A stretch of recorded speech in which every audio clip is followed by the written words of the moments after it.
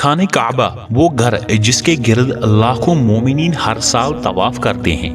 ایک دن ایسا بھی آیا کہ اس کے گرد نہ فرش نظر آ رہا تھا، نہ سنگ مرمر کے صحن، بلکہ صرف اور صرف پانی کا سمندر تھا۔ وہ لمحہ جب مومنین نے چل کر نہیں بلکہ تیر کر طواف کیا، وہ دن جب اللہ کے گھر کے سامنے کھڑے ہونے کے لیے لوگوں کو کشتیاں استعمال کرنی پڑی۔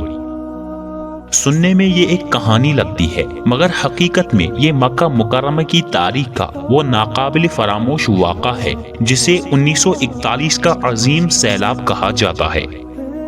اس وقت مکہ مکرمہ آج کے جدید دور جیسا نہ تھا، نہ بلند و بالا ہوٹل تھے، نہ آب زمزم کو ڈھانپنے والے جدید ڈھانچے، نہ ہی مطاف میں جدید سنگ مرمر اور فرش۔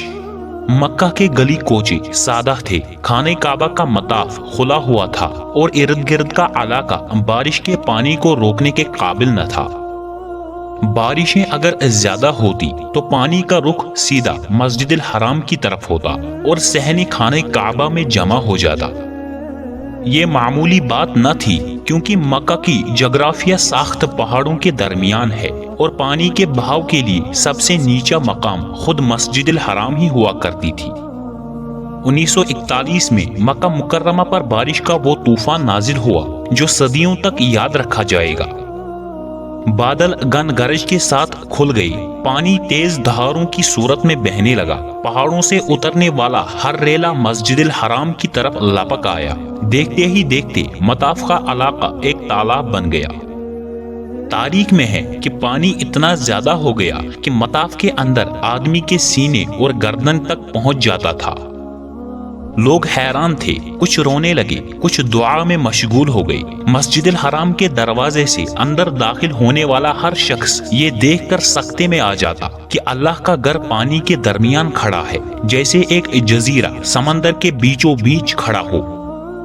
اسی منظر میں ایک نوجوان کھڑا تھا، نام اس کا علی الاواحدی بتایا جاتا ہے، جو بحرین سے مکہ تعلیم کی غرض سے آیا ہوا تھا۔ جب سیلاب نے مطاف کو بھر دیا اور لوگ کشتیاں استعمال کرنے لگے، اس کے دل میں ایک عجیب خیال آیا۔ وہ سوچنے لگا کہ اگر زمین پر چل کر طواف ممکن نہیں تو کیا میں تیرتے ہوئے طواف کر سکتا ہوں؟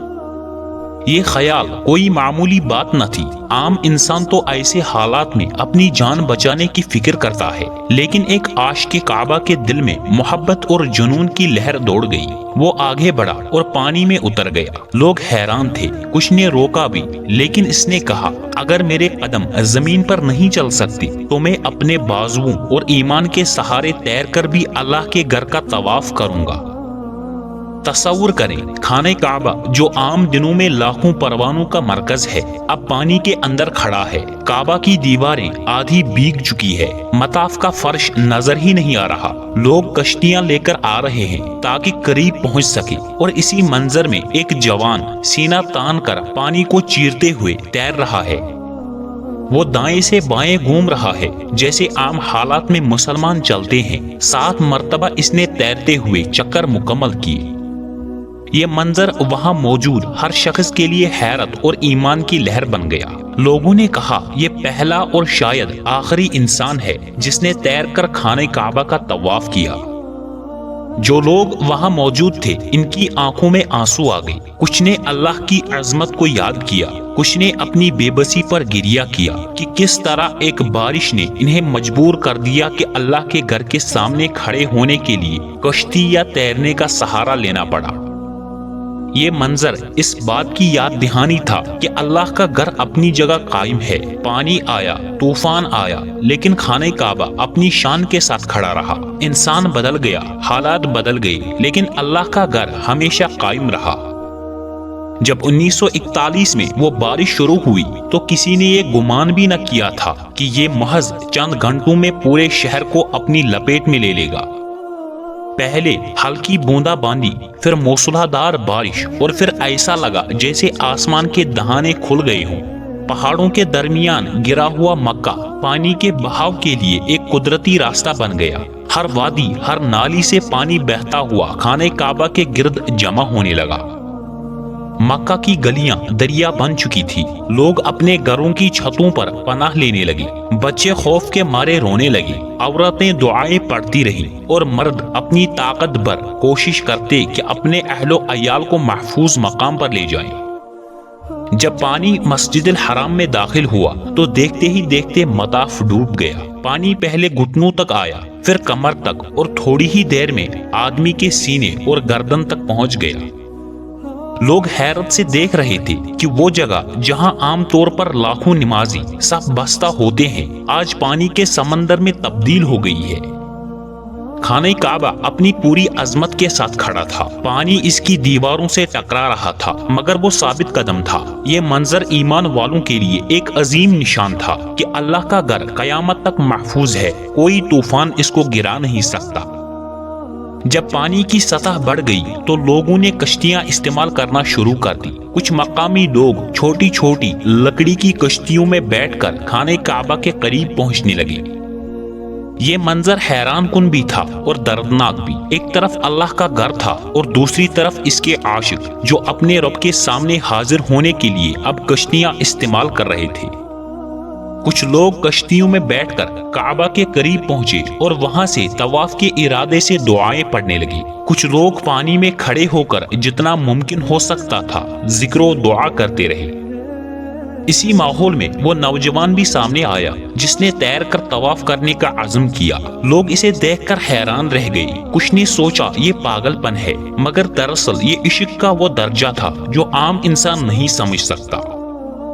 اس نے پانی میں قدم رکھا، بسم اللہ پڑھی اور بازوؤں کے بل تیرنا شروع کر دیا۔ لوگ اس کے گرد جمع ہو گئے، ہر آنکھ اس پر لگی ہوئی تھی۔ وہ بائیں طرف سے گھومتے ہوئے بالکل ویسے ہی تیر رہا تھا جیسے عام حالات میں مسلمان چل کر طواف کرتے ہیں۔ پہلا چکر، پھر دوسرا، پھر تیسرا، یہاں تک کہ اس نے 7 چکر مکمل کر لیے۔ اس کے چہرے پر تھکن کے بجائے سکون تھا۔ جب وہ آخری چکر مکمل کر کے باہر آیا تو لوگ اس کے قریب دوڑ گئے۔ کچھ نے اسے گلے لگایا، کچھ نے دعائیں دی اور کچھ کی آنکھوں سے بے اختیار آنسو بہنے لگے۔ اس وقت مکہ میں موجود کئی لوگوں نے اس منظر کو اپنی آنکھوں سے دیکھا۔ ان میں سے کچھ نے اپنی یادداشتوں میں یہ منظر محفوظ کر لیا۔ کئی بزرگوں نے بعد میں یہ واقعہ اپنی اولاد کو سنایا کہ کس طرح اللہ کے گھر کے گرد ایک عاشق نے پانی کے اندر طواف مکمل کیا۔ یہ واقعہ محض ایک کہانی نہیں بلکہ ایمان اور یقین کی جیتی جاگتی مثال ہے۔ اس سے معلوم ہوتا ہے کہ اللہ کے گھر کی محبت انسان کو کس حد تک لے جا سکتی ہے۔